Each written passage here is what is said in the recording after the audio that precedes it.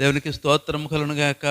ఇక్కడ ఈరోజు భస్మ బుధవారం అన్నమాట. భస్మ బుధవారం అంటే మరి ఇజ్రాయేల్ ప్రజలందరూ కూడా పంటలు పండించిన తర్వాత ఆ పొల్లంతా కూడా కాల్చేసి ధాన్యాన్ని గాదుల్లో వేసుకొని మరి భస్మ బుధవారం జరుపుకునేవారు.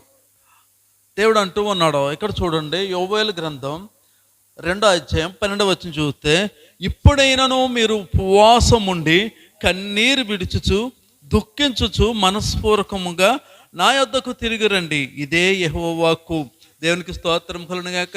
మనుషులందరూ కూడా ఇష్టానుసారమైన జీవితాలు జీవిస్తూ పాపములో పడిపోయి పాపములోనే చనిపోతూ ఉన్నారు. దేవుడు చూస్తూ ఉంటాడు.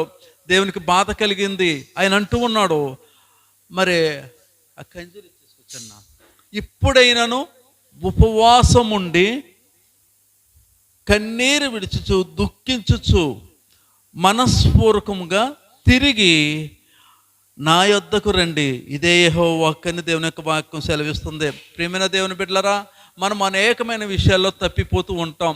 మరి ఏం చేస్తూ ఉండాలి?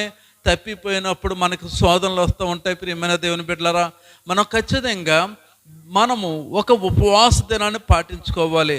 శ్రమలు వచ్చినప్పుడు కానీ, లేకుంటే గుండె బాధ తట్టుకోలేనంత హృదయం బాధపడుతూ ఉంటుంది. మరి అప్పుడు ఏం చేయాలంటే ప్రార్థన చేయాలి. ప్రియమైన దేవుని బిడ్డలారా, ఉపవాసం ఉండాలి. ఉపవాసం ఉండి ఎప్పుడైతే మనం ప్రార్థన చేస్తూ ఉంటామో దేవుడు ఏం చేస్తుంటాడంటే ప్రతి ఒక్కరి ప్రార్థన ఆలకిస్తూ ఉంటాడు.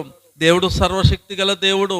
మనమైతే చూడండి, ఎవరైనా ఏదైనా అడుగుతున్నారనుకో, ఎవరైనా ఇబ్బందుల్లో ఉన్నారనుకో, సహాయం చేయటానికి త్వరపడి రాము. మనం ఏం చేస్తూ ఉంటామంటే దుష్టాలోచనలు మనసుకుంటూ ఉంటాయి. మనం సహాయం చేద్దామా? చెయ్యొచ్చులే, ఆడు ఎంతవరకు పోతాడో చూసి అప్పుడు చేద్దారులే అనుకుంటూ ఉంటారు. మనుషుల యొక్క స్వాభావికంగా ఎటువంటి దురుద్దేశాలు ఉంటాయంటే సహకరించే మనస్తత్వం ఉండదు. ప్రియమైన దేవుని బిడ్డలారా, అదే మనకు శోధన వచ్చినప్పుడు మరి దేవుని దగ్గర ఒక్క ఉపవాసం ఉండి, ఒక్క రాత్రి ఉపవాసం ఉండి ప్రార్థన చేస్తే దేవుడు గొప్ప విడుదల మనకు దయచేస్తాడని దేవుని యొక్క వాక్యం సెలవిస్తుంది.